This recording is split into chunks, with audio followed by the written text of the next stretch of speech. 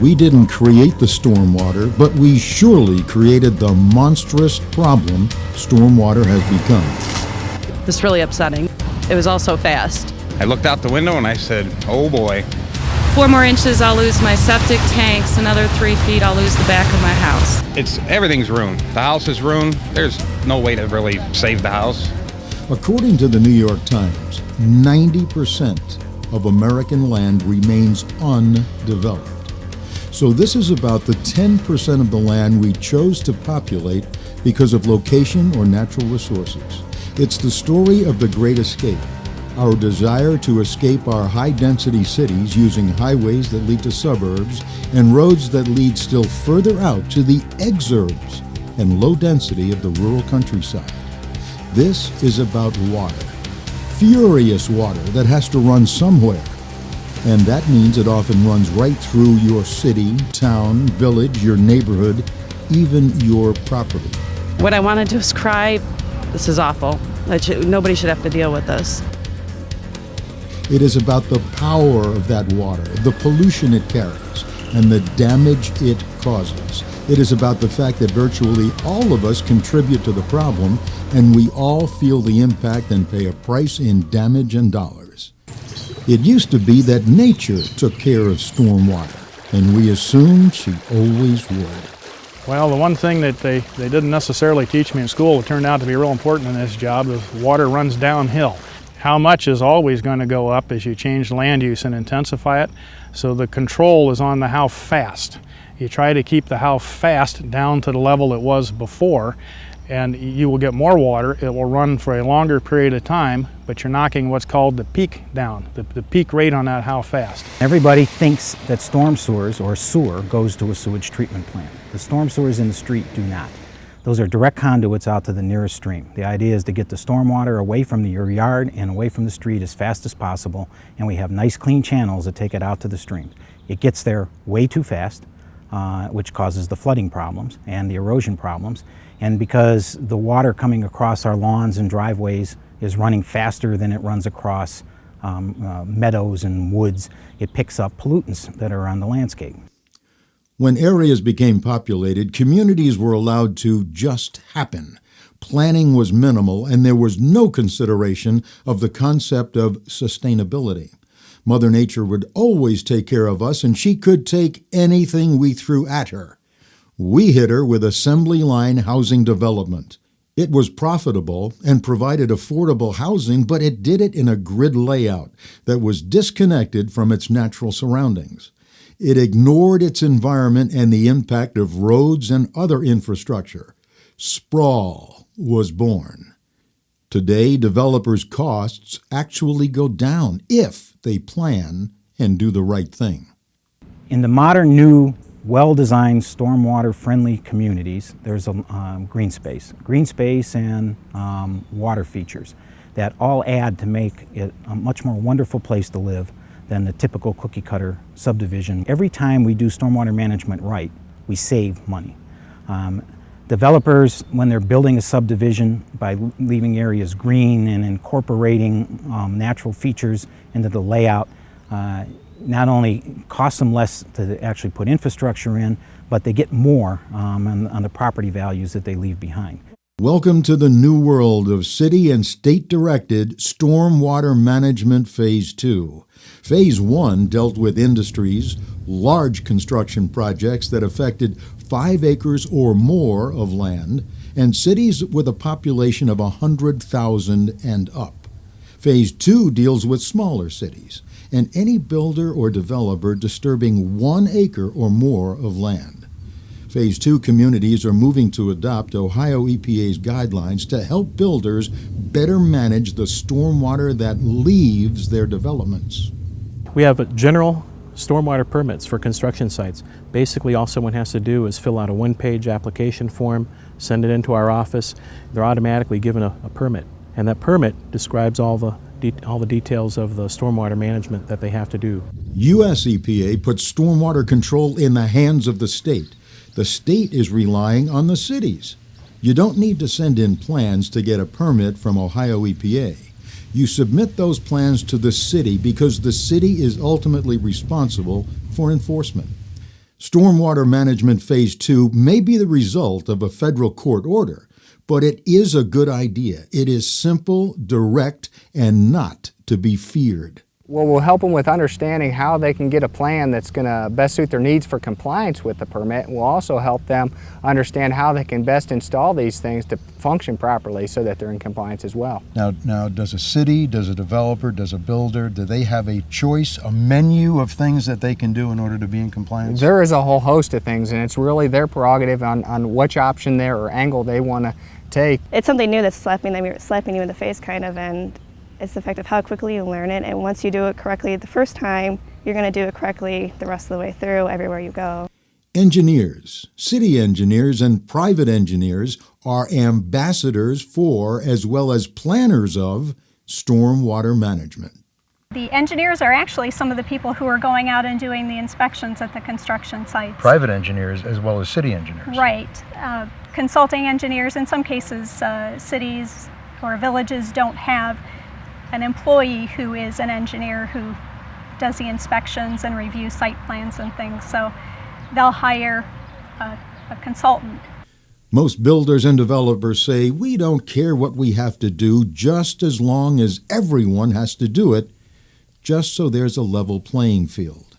Here are some examples. Pre-construction. Yes, before you even put a shovel in the ground, you have to have a plan to keep the dirt on site while you build.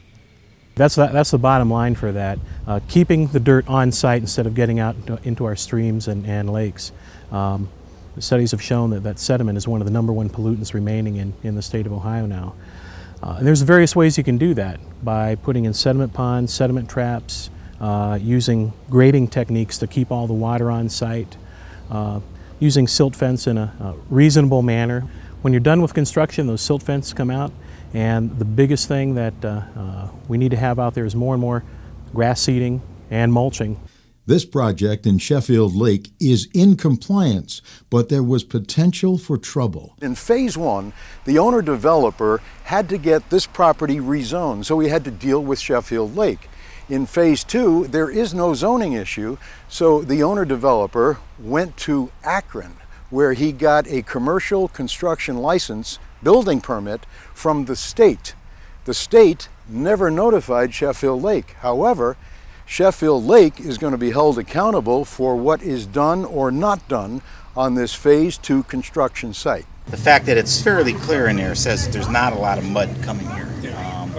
Just the way that they've gone in and graded and protected this. This is the way it's supposed to be, except it's supposed to be cleaned out periodically. Construction Maybe sites generate mud. It looks bad because it's doing its job. It's trapped the sediment at this location, keeping it out of the storm sewers, which go out to the lake or to a river. This is a silt trap. Correct.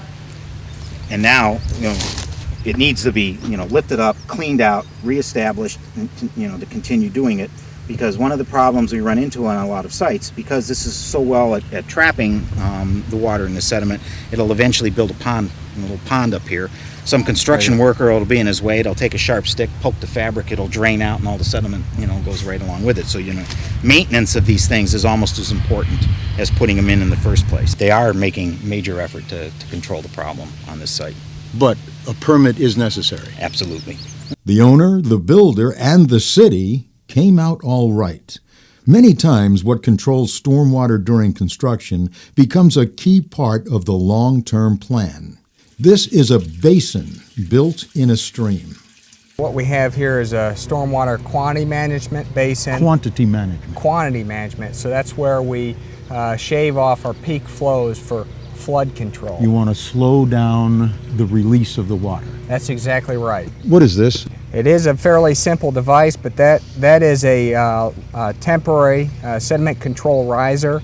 It's used as just we say for sediment control purposes. This is pretty low tech, Todd. It's actually very low tech, Tom, but all that we need to do here is actually slow that dewatering process, say from the matter of hours to a couple days. When you or your engineer make a stormwater plan, there's a menu of options to choose from. Communities can decide for themselves what kind of legislation and what kind of techniques they want to use in their communities and determine how they're going to make them look. Providing more open space, protecting wetlands and stream banks is one way of improving stormwater management. Another way is building nice-looking stormwater management ponds for developments and maintaining those things. And they can actually be an amenity in a lot of these communities. Flooding is less and better controlled in a development that's laid out to slow and tame fast, angry waters. Here, the water is channeled and slowed down by holding it in ponds or swales. By holding it, whatever is in the storm water is allowed to settle out and will never make it to Ohio's waterways. Since it's the cities that will be responsible for storm and flood control, many, like Sheffield Lake, are setting up a stormwater utility. All of the stormwater in the city, when the rain falls, it's carried through our pipes. Since we are taking care of their stormwater, the proper disposal of their stormwater, they contribute a portion of money towards the utility, which allows us to create an even better stormwater system. We don't want to have flooding because the land can no longer absorb the water that falls on it, and it has to slough off and run into the neighbor's yards. We don't want that. The neighbors are too close together for those kind of things.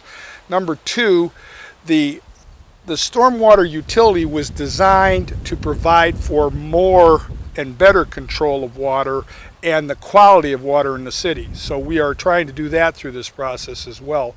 And that will aid both the new owner and the existing people in the city. Coastal communities get a break, but still have to guard against polluted stormwater. You're not going to be causing a flooding problem in a body of water as big as Lake Erie, so that's one thing you don't have to worry about. You do have to worry about sediment control, because sediment is just as bad in the lake as it is in the river. You do have to worry about water quality control, because the chemicals that can come off a construction site and off of the development that exists there after everything's in place is also something that affects Lake Erie and needs to be dealt with. Every city is being told to act like a detective and uncover the source of harmful material in stormwater and eliminate it. So that means oil that gets in there by running off a parking lot or a driveway. It means soap from washing your car that ends up flushing down your driveway and into the stream. That's all illicit discharge. Sometimes it's the city's own operations that cause or contribute to a problem. Other times, it's you and me, average citizens just not thinking clearly. A lot of people don't understand that the storm sewer dumps directly into that. And also straight into Lake Erie. Yeah, eventually it makes it there. Yeah. So we're trying to educate the public, we're trying to educate the municipal employees so they understand that their everyday actions, the mechanics who are working on city vehicles, that they need to be more environmentally conscious. So here is the recap. It's permits for projects where an acre or more is disturbed. It's easy to get an Ohio EPA permit and then a city permit based on a plan submitted to the city. The plan has to commit to methods of erosion and sediment control during construction, ways to control and assure the quality of water runoff after construction, and protections for streams, their banks, and wetlands. The city inspects the project and enforces the agreed-upon plan. It's all built into the initial plan. Just as you lay out streets and sewer inlets and electrical lines, you lay out all of the stormwater and erosion controls at the same time. When you send in your permit to Ohio EPA, you just notify them that you've developed the plan. You don't send the plan to them. There are thousands of construction sites going on around Ohio, and the state does not have the resources to review all of those plans.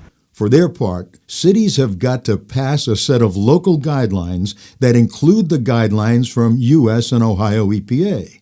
A city has to inspect a project site and enforce the promises made in the plan. The city has to find and eliminate harmful materials getting into the stormwater.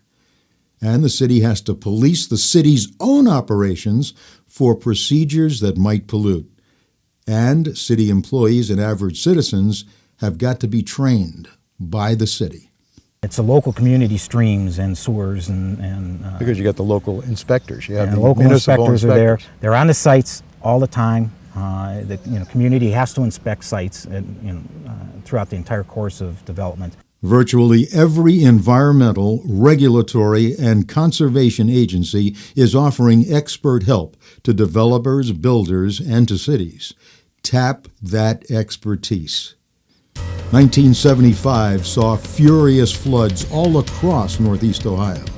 Since then, we have experienced less dramatic storms, but still, in the almost 30 years of development since that time, even small storms have taken their toll. Last year it was Medina, Akron, Hudson, North Royalton, Chippewa Lake, and Brunswick. Is your community's turn next? The threat is very real, but it doesn't have to become a reality. We truly must calm the waters.